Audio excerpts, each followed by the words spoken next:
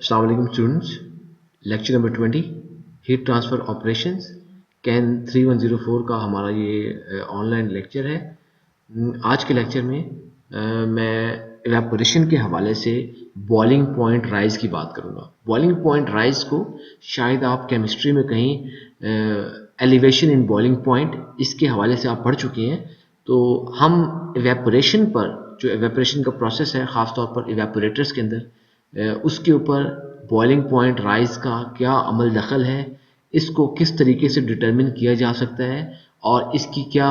Applications और limitations हैं, उसके बारे में आज के लेक्चर में हम बात करेंगे। सबसे पहले हम देखते हैं कि जो टेम्परेचर डिफरेंस या जो ड्राइविंग फोर्स डेल्टा टी है वो हमारे पास इवेपोरेशन के केस में, ख़ास तौर पर जब हम इवेपोरेटर्स को यूज़ कर रहे होते हैं उस केस में ये क्या है। जो टेम्परेचर डिफरेंस ड्राइविंग फोर्स यानी कि डेल्टा टी है, बेसिकली ये हमारे पास जो कंडेंसिंग स्टीम होती है स्टीम जैकेट में, यानी कि आपको पता है कि जो डेल्टा टी है इसमें आपको एक टेम्परेचर डिफरेंस चाहिए, एक टेम्परेचर हॉट टेम्परेचर होगा, एक कोल्ड टेम्परेचर होगा। तो आपके पास जो टेम्परेचर डिफरेंस आएगा वो जो स्टीम कंडेंस हो रही है स्टीम जैकेट में, जो हीटिंग मीडियम है, आपको उसका टेम्परेचर और जो लिक्विड बॉयल कर रहा है हमारे पास इवेपोरेटर की मेन बॉडी के अंदर, इन दोनों के टेम्परेचर डिफरेंसेस से हमारे पास एक ड्राइविंग फोर्स डेल्टा टी आएगी। अच्छा, अब मसला क्या है कि हमारे पास जो ख़ास तौर पर कंडेंसिंग स्टीम है जो कि स्टीम जैकेट के अंदर मौजूद होगी, उसका प्रेशर डिटरमिन करना बहुत आसान है। कैसे आसान है कि हमारे पास स्टीम जैकेट पर कोई प्रेशर गेज लगी होगी, कोई सेंसर लगा होगा, वो आप वहाँ से डायरेक्टली उस कंडेंसिंग स्टीम का प्रेशर मेजर कर लेंगे। फिर जब आपके पास ये प्रेशर आ जाएगा तो स्टीम टेबल्स आपके पास होती हैं और आप स्टीम टेबल्स की मदद से बआसानी उस टेम्परेचर पर मौजूद वो जो आपके पास वो जो मखसूस प्रेशर होगा, जिस प्रेशर पर हमारे पास वो कंडेंसिंग स्टीम थी, उस प्रेशर के अगेंस्ट आप टेम्परेचर जो है अपनी इस सैचुरेटेड स्टीम का मेजर कर लेंगे। ये तो हमारे पास मामला था ख़ास तौर पर कंडेंसिंग स्टीम का, यानी कि स्टीम जैकेट में जो आप स्टीम यूज़ कर रहे हैं हीटिंग मीडियम, उसका जो टेम्परेचर मेजर करना किस तरह किया। मसला क्या है? मसला ये है कि जो बॉइलिंग लिक्विड है इवेपोरेटर की मेन बॉडी के अंदर, उसका टेम्परेचर मेजर करना मुश्किल है। मुश्किल क्यों है? क्योंकि मेन बॉडी के अंदर जो आपके पास बॉइलिंग लिक्विड होता है, ये temperature through out the entire body constant नहीं होता, ये वेरी करता रहता है। मसलन कैसे? जब आप इवेपोरेशन करते हैं तो इवेपोरेशन के नतीजे में वेपर्स बनेंगे और ये वेपर्स आपकी मेन लिक्विड के ऊपर मौजूद होंगे। इसलिए आप कह सकते हैं कि यानी कि वो जो लिक्विड की सतह, जिस सतह के ऊपर आपके पास वेपर्स मौजूद हैं, उसको मैं कह रहा हूँ एक्सपोज्ड सरफेस, या उसको मैं कह रहा हूँ exposed surface of a liquid. Exposed surface का मतलब क्या है कि वो खुला हुआ है, उसके ऊपर वेपर्स मौजूद हैं। अब देखिए होगा क्या कि आपको पता है कि एक चीज़ हमने जो है हम बात करते रहे हैं कि लिक्विड हेड की बात करते हैं। हेड क्या है कि आपके पास रो जी एच, आपको पता है अगर आपके पास लिक्विड है उसकी डेंसिटी कांस्टेंट है, जी की वैल्यू कांस्टेंट है, और अगर हाइट चेंज हो जाए, जैसे रो जी एच हाइट चेंज हो जाए तो प्रेशर चेंज हो जाता है। तो P यानी कि हम जिसको स्टैटिक प्रेशर हमने फ्लूइड मैकेनिक्स 1 में देखा था, P is equal to rho G H. तो H आपके पास, अगर आप उसको इस तरह लें कि डेप्थ के मानों में अगर आप H को लेते हैं तो डेप्थ जैसे जैसे बढ़ती जाएगी आपके पास प्रेशर बढ़ता जाएगा। तो होगा क्या कि जैसे मैंने अभी आपको बताया कि लिक्विड का जो मेन इवेपोरेटर बॉडी में जो लिक्विड मौजूद है, उसके एक्सपोज्ड सरफेस से अगर 2 मीटर कहीं नीचे, मसलन अगर आपके पास ये मेन उसकी जो है यहाँ पर एक्सपोज सरफेस है और आपके पास कोई 2 मीटर नीचे कोई लिक्विड मौजूद होगा, तो 2 मीटर लिक्विड नीचे मौजूद होने से उसकी डेप्थ ज़्यादा है, प्रेशर ज़्यादा होगा, यानी कि एक्सपोज सरफेस के मुकाबले में यहाँ पर प्रेशर ज़्यादा होगा। तो जब प्रेशर ज़्यादा होगा, इसका मकसद ये है कि जब आपके पास वो प्रेशर वहाँ पर ज़्यादा होगा तो फिर उसका जो जो टेम्परेचर है वो टेम्परेचर भी उसका डिफरेंट होगा और उसका टेम्परेचर लाजमन, क्योंकि आपको पता है प्रेशर बढ़ने से टेम्परेचर भी बढ़ रहा होगा तो उसका टेम्परेचर भी ज़्यादा होगा। इस तरह के मसाइल से बचने के लिए हमें लाजमी है कि हमारे पास कोई ऐसा सिस्टम हो, कोई ऐसी बेसिस हो जिसकी मदद से हम जो है कोई जो बॉइलिंग लिक्विड है उसका टेम्परेचर मेजर कर सकें इवेपोरेटर बॉडी के अंदर। तो हमें कुछ पता होना चाहिए ताकि हम उसको इजीली टैकल कर सकें। अच्छा, अब इसी वजह से खास तौर पर जब हम इस सूरत हाल से बचने के लिए जो हम यूज करते हैं वो टेम्परेचर, तो हम क्या करते हैं, तो हम वो उसका टेम्परेचर नोट करते हैं कि जब आपको पता है इवेपोरेशन हो रही है और इवेपोरेशन के नतीजे में आपके वेपर्स बनेंगे, तो क्या होगा, वेपर्स उस एक्सपोज सरफेस के ऊपर मौजूद होंगे। तो आप क्या करते हैं, आप बेसिकली उस जो आपके पास मिसाल के तौर पर हमारे पास जो उस प्रेशर के अगेंस्ट आप वो जो प्रेशर आ रहा होगा उस प्रेशर के अगेंस्ट आप जो है वो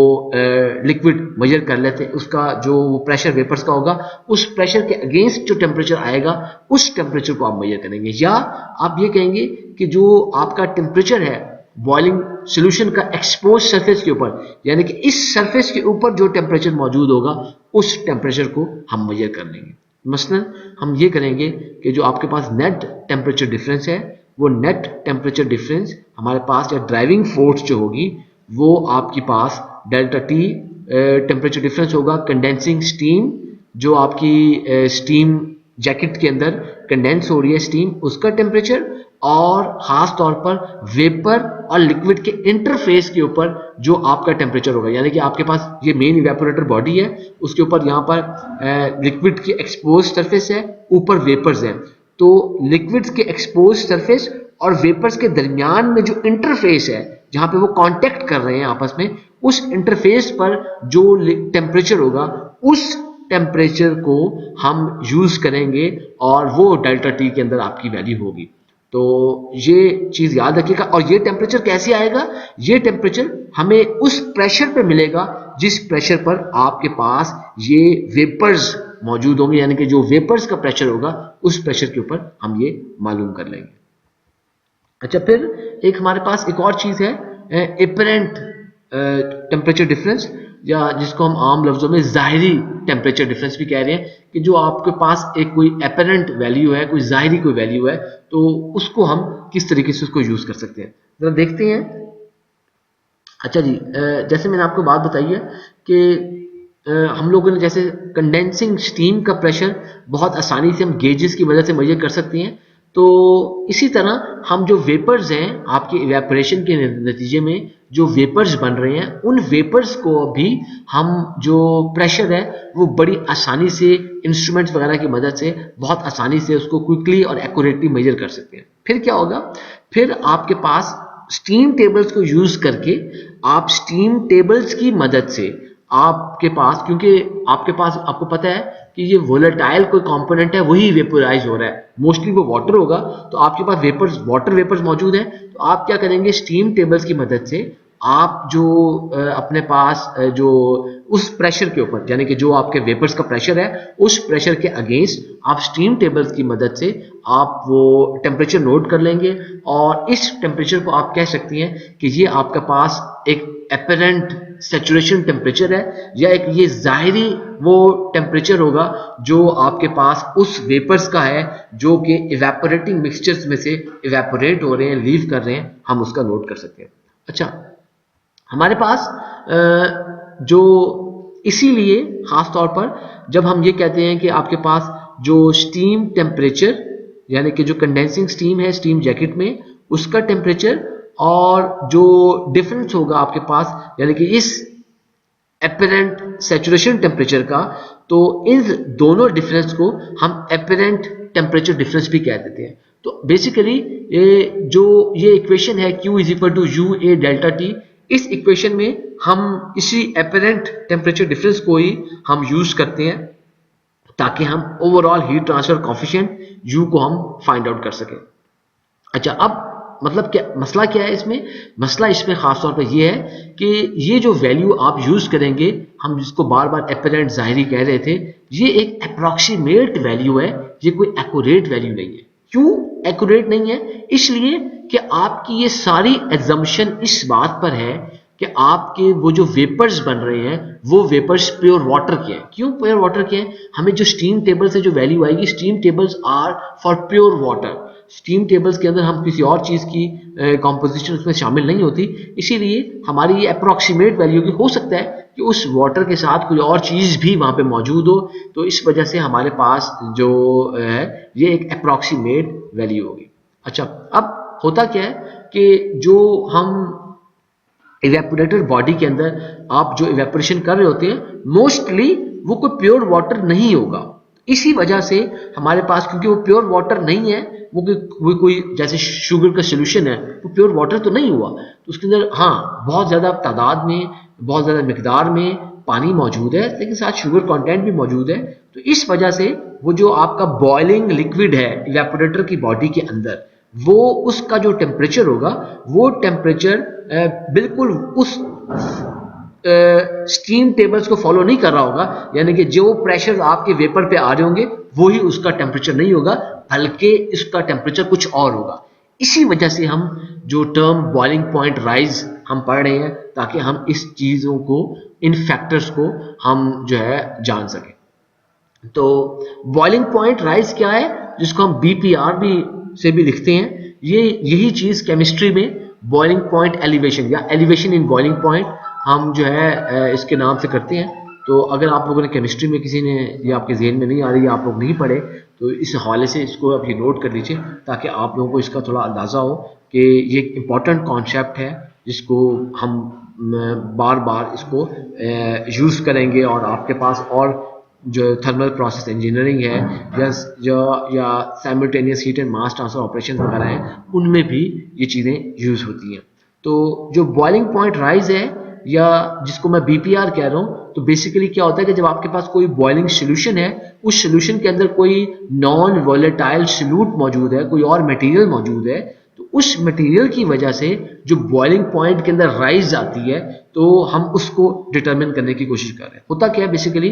आपके पास कोई भी प्योर लिक्विड हो, अगर आपके पास जैसे कोई सॉल्वेंट है, प्योर लिक्विड है, हर प्योर लिक्विड का एक मखसूस वेपर प्रेशर होता है किसी भी टेम्परेचर पर। लेट्स से कि आपके पास अगर वाटर की बात कर रहे हैं, प्योर वाटर हो, तो प्योर वाटर का एक मखसूस वेपर प्रेशर होगा 10 डिग्री C पर, उसका 20 डिग्री C पर एक मखसूस वैल्यू होगी। इसी तरह अगर आपके पास कोई और भी प्योर कंपोनेंट मौजूद है, तो एक सर्टेन टेम्परेचर पर उसका एक मखसूस वेपर प्रेशर गिवन होगा। अच्छा, अब होगा क्या, अगर आप इस प्योर लिक्विड के अंदर या प्योर सॉल्वेंट के अंदर कोई और सब्सटेंस ऐड कर देते हैं, डिसॉल्व कर देते हैं, तो फिर क्या होगा, आपके पास वो जो वेपर प्रेशर होगा, वो वेपर प्रेशर आपके पास वो उस वेपर प्रेशर से कम होगा जो कि उस प्योर सॉल्वेंट का या प्योर कंपोनेंट का होता। मसलन कैसे, जैसे कि अगर आपके पास पानी के अंदर आपने नमक ऐड कर दिया या पानी के अंदर आपने चीनी ऐड कर दी है और उसके बाद आप उसकी वेपराइजेशन कर रहे हैं, तो अब आप ये देखेंगे कि वो जो लेट से 10 डिग्री C पर प्योर पानी का जो वेपर प्रेशर होना था, अब आपके पास पानी में अगर नमक मिला हुआ है तो 10 डिग्री C पर वो वेपर प्रेशर नहीं होगा, बल्कि उससे कम हमारे पास कम वेपर प्रेशर होगा। तो हम उसको जो है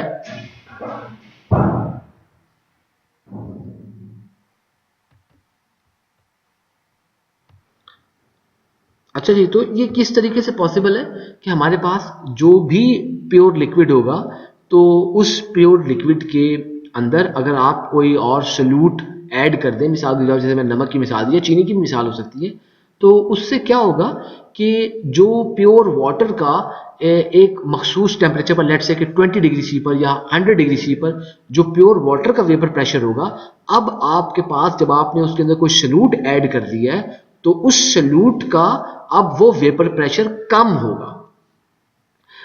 उसी टेम्परेचर पर, यानी कि 100 डिग्री C की हम बात कर रहे थे। तो ये इसको आप तसव्वुर भी कर सकते हैं। तसव्वुर कैसे कर सकते हैं कि अगर हमारे पास वो जो मॉलिक्यूल्स हैं बेसिकली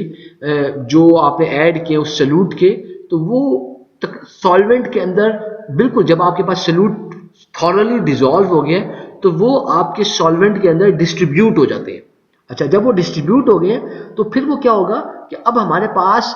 डिस्ट्रीब्यूट होने की वजह से अब वो सॉल्वेंट मॉलिक्यूल्स के साथ मौजूद है। अब आपके पास उस सारे वो जो मिक्सचर है उस सारे मिक्सचर का तमाम जो सरफेस एरिया है वो अब वेपर स्टेट के लिए अवेलेबल नहीं है, क्योंकि जो सल्यूट है वो आपका नॉन वोलेटाइल है। अब नॉन वोलेटाइल कंपोनेंट एक वोलेटाइल कंपोनेंट के साथ अटैच हो गया है, तो अब उसका सरफेस एरिया रिड्यूस हो गया होगा हीट ट्रांसफर के लिए। तो इस वजह से वो जो वेपर प्रेशर होगा जो अब आपके पास उस मिक्सचर का, तो वो मिक्सचर का वेपर प्रेशर कम होगा as compare to what it should have been when this solvent was a pure component. अच्छा जी, अब जो हमारे पास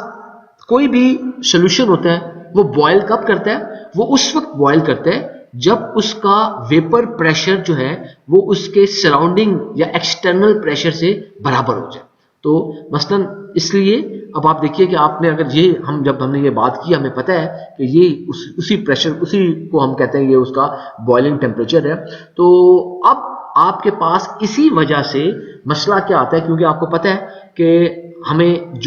जब आपके पास कोई नॉन वोलेटाइल सॉल्यूट जैसे कि नमक है, नॉन वोलेटाइल सॉल्यूट जब पानी में ऐड हो जाएगा तो उसके ऐड होने की वजह से अब आपके पास उसका वेपर प्रेशर कम हो जाएगा, यानी कि उसका वेपर प्रेशर कम हो जाएगा। इसका मतलब उसको ज्यादा देर लगेगी बॉइलिंग करने के लिए। इस चीज से बचने के लिए आपको क्या करना पड़ेगा? आपको लाजमन वो जो नॉन वोलेटाइल मटेरियल है उसको आपको ज्यादा उस टेम्परेचर पर उसको गर्म करना पड़ेगा एज कंपेयर टू वो जो प्योर उस वाटर होगा उसके बॉइलिंग पॉइंट से ज्यादा टेम्परेचर पर उसको गर्म करना पड़ेगा, ताकि वो इतना गर्म हो जाए कि उससे वो जो वेपर प्रेशर मिक्सचर का बने वो उससे आपके पास वो बॉइलिंग हो सके। तो इसी वजह से हम जो बॉइलिंग पॉइंट राइज है या जिसको बीपीआर हम कह रहे हैं, तो बीपीआर उसको आप जो डिफाइन करते हैं तो बेसिकली वो क्या है आपके पास, आप उसको इस तरीके से डिफाइन करते हैं कि ये हमारे पास एक टेम्परेचर डिफरेंस है बेसिकली। और ये टेम्परेचर डिफरेंस किस तरह है? ये टेम्परेचर आपके पास मिक्सचर के सरफेस पे मौजूद जो टेम्परेचर है उस टेम्परेचर में से अगर आप माइनस कर दें उस टेम्परेचर को, वो जो प्योर सॉल्वेंट का अगर कोई टेम्परेचर होगा जो कि आपके वेपर्स के प्रेशर के अगेंस्ट, यानी कि आपको जो वेपर्स मिल रहे हैं उस वेपर्स प्रेशर को सिर्फ नोट करते हुए अगर आप स्टीम टेबल की मदद से कोई टेम्परेचर नोट करें तो वो ये टेम्परेचर होगा उस प्योर सॉल्वेंट का टेम्परेचर होगा। तो आप अगर एक्चुअल सरफेस टेम्परेचर को माइनस कर दें आप प्योर सॉल्वेंट के टेम्परेचर से, तो फिर आपके पास जो वैल्यू आएगी उसको हम बीपीआर कहेंगे या हम बॉइलिंग पॉइंट राइज कहेंगे। जरा उसकी एक मिसाल देख लेते हैं बॉइलिंग पॉइंट राइज की, ताकि ये चीज मजीद क्लियर हो जाए। मसलन हमारे पास जो बीपीआर की कोई मिसाल है उसमें हम एग्जांपल ले लेते हैं सोडियम हाइड्रोक्साइड के और वाटर सॉल्यूशन के। तो आपके पास लेट से कि 30% वेट एक आपके पास NaOH सॉल्यूशन है। तो अगर हमारे पास 30% बाय वेट NaOH सॉल्यूशन है और हम ये अज्यूम कर रहे हैं कि इस वक्त आप उसको हीटिंग कर रहे थे, उसकी बॉइलिंग वगैरह की आपने इवेपोरेटर के अंदर, तो आपका ये जो मिक्सचर है हमारे पास NaOH और वाटर का, यानी कि NaOH वाटर जो सॉल्यूशन है उसका जो सरफेस टेम्परेचर है वो 175 डिग्री फ़ारेनहाइट है। तो अब अगर आप जो है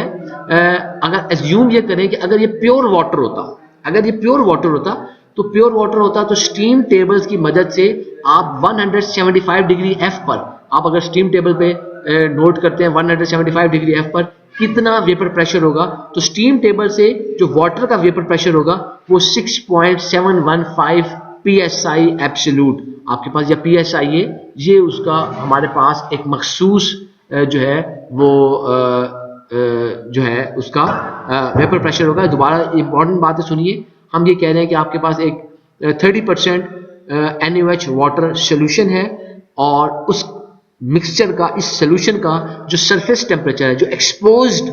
सरफेस टेम्परेचर है, उसका टेम्परेचर इस वक्त 175 डिग्री फ़ारेनहाइट है। अब अगर ये प्योर वाटर होता, तो प्योर वाटर होता तो आप स्टीम टेबल की मदद से 175 डिग्री F पर कोई उसका वाटर का वेपर प्रेशर जो है वो नोट कर सकते हैं। तो वो आपके पास स्टीम टेबल पे जो आपको प्रेशर आएगा की मदद से वो आएगा 6.715 psi आपके पास वो प्रेशर आ जाएगा। अच्छा, अब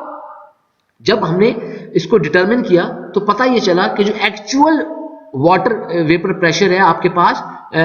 NaOH सोल्यूशन को जब आप हीटअप कर रहे हैं तो उस वक्त अगर आप उसको किसी इंस्ट्रूमेंट की मदद से वेपर प्रेशर उसको मेजर करें तो जो एक्चुअल वेपर प्रेशर मेजर हुआ वो आपके पास एट 175 डिग्री एफ वो 3.718 psi वो मेजर हुआ। तो आप देख सकते हैं कि ये vapour pressure due to the addition of another solute या नॉन वोलेटाइल कोई सॉल्यूट, तो वो वेपर प्रेशर उसका कम था। तो फिर जब आप मसलन कहने की बात यह है, अब अगर आप इस प्रेशर पर आप अगर वाटर का स्टीम टेबल की मदद से आप इस प्रेशर के ऊपर अगर आप जो है कोई टेम्परेचर नोट करें तो आपके पास टेम्परेचर जो आता है वो स्टीम टेबल की मदद से टेम्परेचर आपके पास आता है 150 डिग्री फ़ारेनहाइट। तो इस चीज को अगर आप देखें तो इसका मकसद कहने का ये है कि अगर आपके पास जो प्योर वाटर होगा, लेट्स से अगर आपके पास प्योर वाटर होगा और प्योर वाटर अगर आपके पास 150 डिग्री एफ पर होगा तो वो उतना ही प्रेशर आपके पास, इस बात से हमें यह पता लगा कि प्योर वाटर जो आपके पास 150 डिग्री एफ पर वो उतना ही प्रेशर देगा जितना प्रेशर 30% आपका NaOH इन वाटर वो 175 डिग्री एफ पर देगा। दोबारा बात सुनिए, इंपॉर्टेंट है। इस सारी गुफ्तगू का लुबे लुबाब ये था कि जब आपके पास प्योर वाटर 150 डिग्री एफ पर वो इतना प्रेशर देता है, उसका वेपर प्रेशर, वाटर का वेपर का जो प्रेशर इतना होगा, तो ये प्रेशर आपको उसी वक्त मिलेगा जब आपका पास 30% NaOH सोल्यूशन वो 175 डिग्री एफ पर हो। इस वजह से आप जो BPR है उसको मेजर करेंगे तो आप BPR को इन दोनों टेम्परेचर्स का मेजर ले लें, यानी कि आप उसको BPR को मेजर ले सकते हैं कि BPR का जो डिफरेंस है आपका डिफरेंस, इसको कैसे आप इसको डिफाइन किया था हमने कि the temperature difference of this BPR is the temperature difference between the temperature of the liquid surface minus the temperature of the pure solvent at the same vapor pressure। तो आपके पास ये हमारे पास 175 माइनस 150 ये आपके पास 25 डिग्री फ़ारेनहाइट आ गया। तो ये जो 25 डिग्री फ़ारेनहाइट है this is known as BPR या बॉइलिंग पॉइंट राइज। अच्छा, इन्हीं चीजों को यूज करते हुए एक डूरिंग्स रूल है।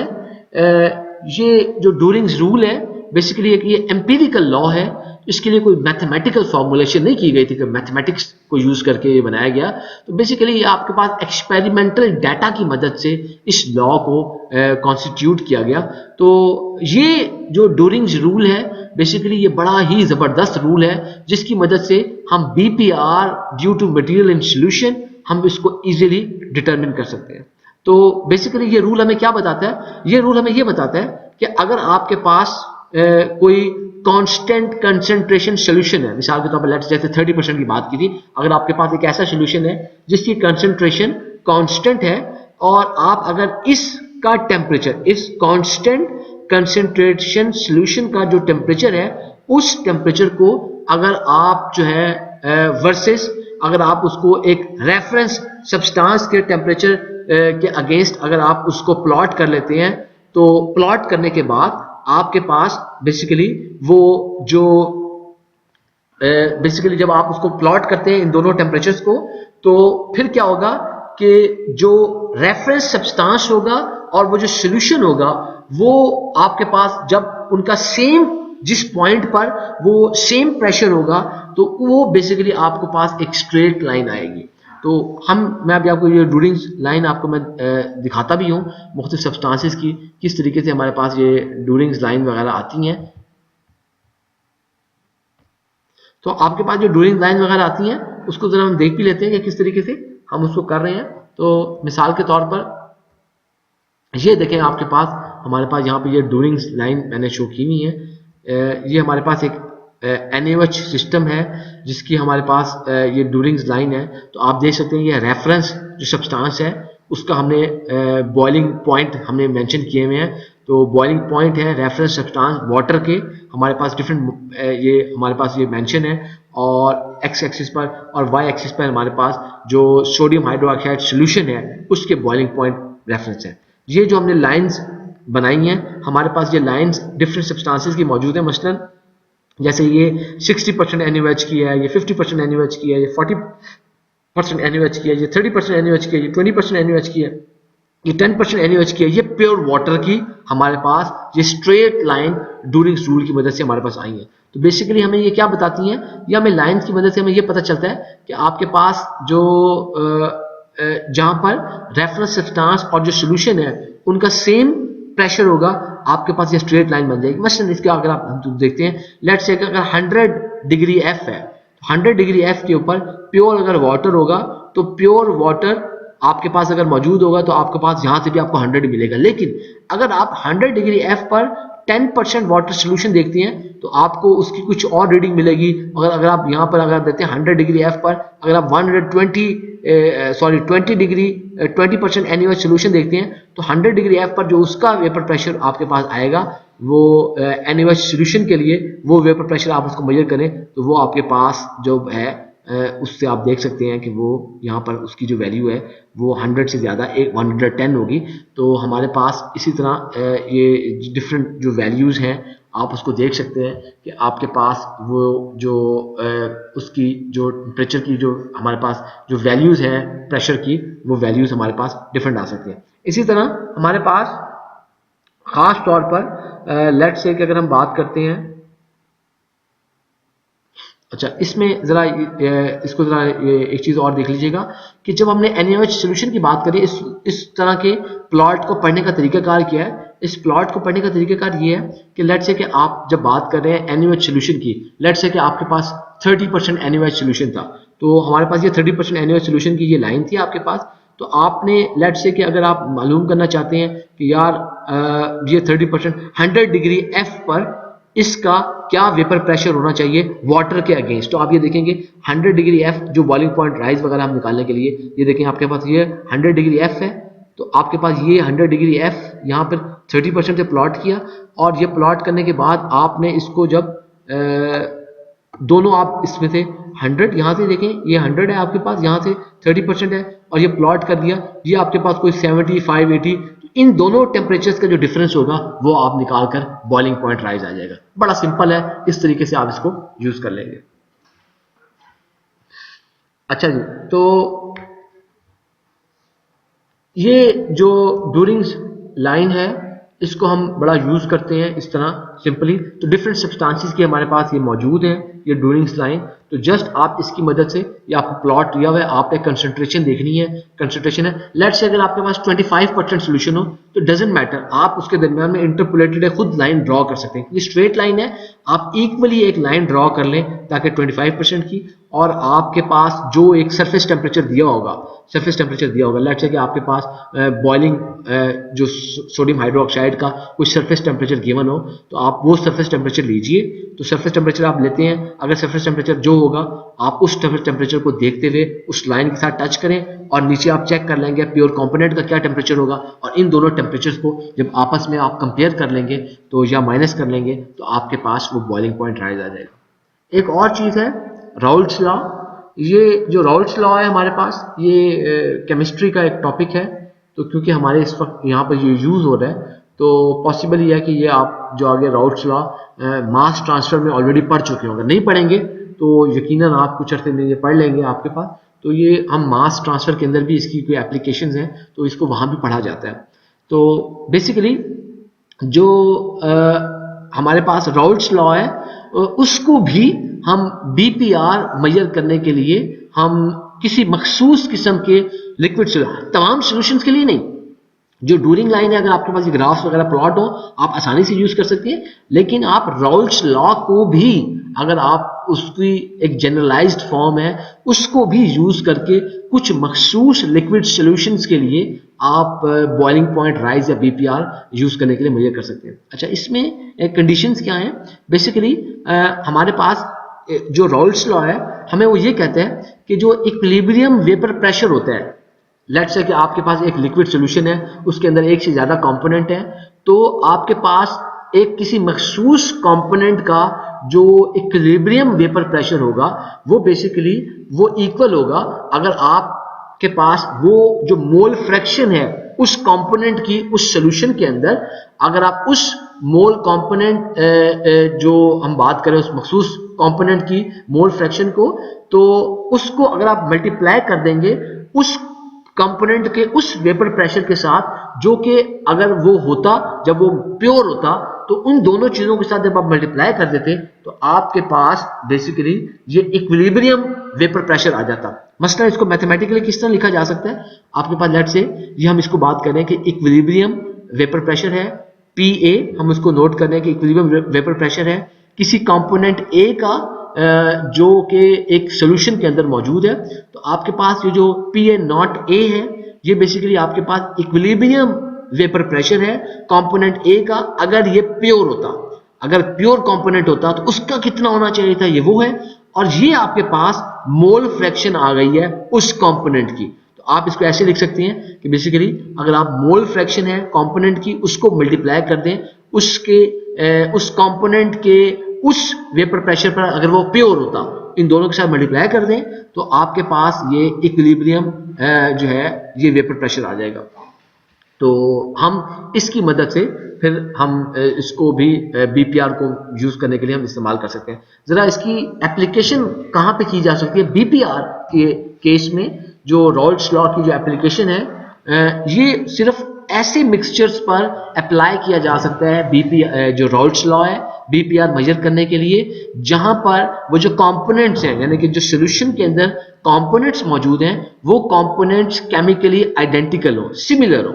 मतलब वो आपस में रिएक्ट ना करें। अगर वो रिएक्शन कर देंगे तो आप रॉल्स लॉ को यूज नहीं कर सकते। मसलन आपके पास अगर सोडियम हाइड्रोक्साइड इन वाटर अगर वो सॉल्यूशन मौजूद है तो वो फिर ये रॉल्स लॉ के इस एप्लीकेशन को फॉलो नहीं कर सकेगा और आप उस पर अप्लाई नहीं कर सकेंगे। क्यों? इसलिए कि जब सोडियम हाइड्रोक्साइड है जब आपके पास वो वाटर में मिक्स होती है तो बेसिकली वो डिसोसिएट करेगी और आपको सोडियम और हाइड्रोक्सिल आयंस आपको मिल जाएंगे। जैसे ही पानी में मिक्स होगी फौरी तौर पर आपको सोडियम अलग हो जाएगी और हाइड्रोक्सिल आयंस आपके अलग हो जाएंगे। इसके मुकाबले में अगर हम ग्लिसरॉल वाटर के अंदर या ग्लिसरीन अगर हम वाटर में ऐड करते हैं तो वो जो है रॉल्स लॉ को बड़ा अच्छी तरीके से फॉलो करेगी। क्या होगा बेसिकली, क्योंकि उसके अंदर कोई आयोनाइजेशन नहीं होगी, कोई उसके आयंस डिसोसिएट नहीं करेंगे, उसके अंदर कोई केमिकल इंटरेक्शन नहीं होगी दोनों की, उन दोनों के दरमियान में कोई रिएक्शन नहीं होगा। अच्छा, तो क्योंकि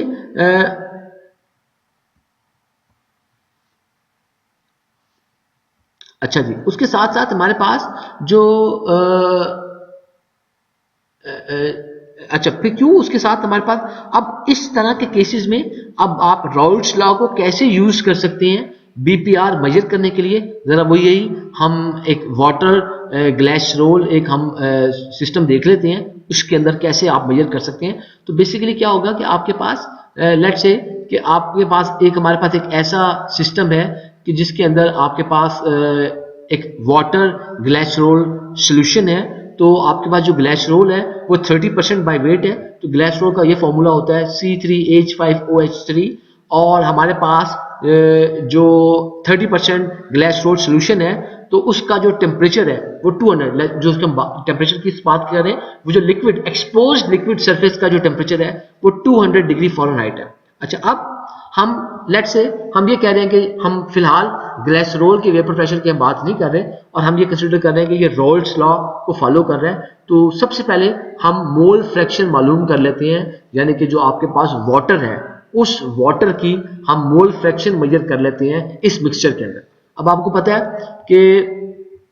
क्योंकि आपके पास वाटर 70% है, हमें अमाउंट्स नहीं दी हुई, मोल्स बनाने के लिए हमें अब परसेंटेजेस यूज करनी पड़ेगी। 70% वाटर है और आपके पास अगर हम इसको इस 100 kg ले लेते हैं तो आपके पास पता है कि जी वो 70 kg वाटर होगा और 30 kg उसके अंदर पानी होगा, ग्लिसरॉल होगा। तो आपने मोल फ्रैक्शन बनाने के लिए 70 डिवाइडेड बाय 18 और आपने उसको यूज किया तो सबसे पहले आपके पास यहाँ पर ये जो इंडिविजुअल आपके पास मोल्स बन जाएंगे। तो हमारे पास ये 70 डिवाइडेड बाय 80 ये वाटर के प्लस 30 डिवाइड बाय 92, ये 92 आप यहाँ से कैलकुलेट कर लेंगे, ये आपके पास ग्लिसरॉल के। तो 70 डिवाइड बाय 80 उससे आपने जब मोल फ्रैक्शन निकाली है, यानी कि ये मोल फ्रैक्शन जो आपने निकाली है वाटर की इस मिक्सचर में जो कि 30% वाटर ग्लिसरॉल मिक्सचर था वो 0.923 आपके पास मोल फ्रैक्शन आ गई है। अच्छा, अब स्टीम टेबल्स पे अगर आप नोट करें तो आपको पता चलता है कि जो वेपर प्रेशर प्योर वाटर का 200 डिग्री फ़ारेनहाइट पर वो जो वेपर प्रेशर होता है स्टीम टेबल की वजह से, वो आपको 11.526 psi है, आपके पास ये वेपर प्रेशर होता है। अच्छा, अब अगर आप रोल्स लॉ को देखें तो रोल्स लॉ का फॉर्मूला देखें तो रोल्स लॉ क्या कहते हैं आपको, देखें रोल्स लॉ आपको ये कहते हैं कि आपके पास मोल फ्रैक्शन और उसके प्योर कंपोनेंट का जो है आप उस प्योर कंपोनेंट के वेपर प्रेशर के साथ आप उसको मल्टीप्लाई करें। तो हम इस चीज को देखें तो आपको पता ये लगता है, इस फॉर्मूले को अगर आप देखें तो आपके पास अगर प्योर वाटर का 11 इसको वैसे मैंने 52, ठीक है वो 5 रहने दें बेशक इसको, तो 53 11.5 मल्टीप्लाई बाय 0.923, आपने जब इनको आपस से मल्टीप्लाई किया तो आपके पास 10.64 जो है पाउंड पर इंच स्क्वायर आपके पास आया। तो ये हमें रोल्स लॉ से हमें ये पता चला कि रोल्स लॉ से हमें ये बात पता लगी है कि आपके पास जो उसका अगर हमें जो इक्विलिब्रियम वेपर प्रेशर होगा वाटर का उस मिक्सचर के साथ वो इतना होगा, ये हमने मेजर कर लिया रोल्स लॉ की मदद से। अच्छा, अब अगर हमें ऑलरेडी कहा है कि जी ये जो मिक्सचर है उसका टेम्परेचर 200 डिग्री एफ है, अगर ये मिक्सचर 200 डिग्री एफ पर जो ये बॉयल करता है तो बॉयल करने के बाद हमें ये अगर बॉयल करता है तो इसका जो प्रेशर है, इससे ये पता लगा एब्सोल्यूट प्रेशर से कि अगर ये आपके पास 200 डिग्री एफ पर ये मिक्सचर बॉयल करेगा तो वो जो आपके ऊपर बॉयल होने के बाद जो वेपर्स बने होंगे उनका जो प्रेशर है वो 10.64 psi ये होना चाहिए। अच्छा, अब इस प्रेशर पर अगर 10.64 psi प्रेशर के ऊपर अगर आप वाटर का स्टीम टेबल्स की मदद से टेम्परेचर नोट करें तो वो टेम्परेचर होता है 196.5 डिग्री एफ। तो अब अगर आप 200 में से 196.5 निकाल लें तो आपके पास 3.9 डिग्री फ़ारेनहाइट आ जाती है। तो ये जो है आपका दिस इज BPR या boiling point rise. So this was an important concept which we need to solve sometimes our problems regarding evaporators। तो evaporators के हवाले से आप लोगों को ये बॉइलिंग पॉइंट राइज का थोड़ा पता होना चाहिए। तो इस हवाले से मैंने ये थोड़ी सी आपको सैम्पल कैलकुलेशन वगैरह करके आपको दिखाकर इसमें देख ली। तो please watch this video carefully, इसको रिवाइंड कीजिए, देखिए बार बार स्टेप्स हैं। इस लेक्चर नोट्स को एक दफ़ा फॉलोअप कीजिए, सही तरह रीड कर लीजिए। ये जो लेक्चर के नोट्स हैं ये आपके LMS पर और OCW पर अवेलेबल है। तो आप जब ये अपने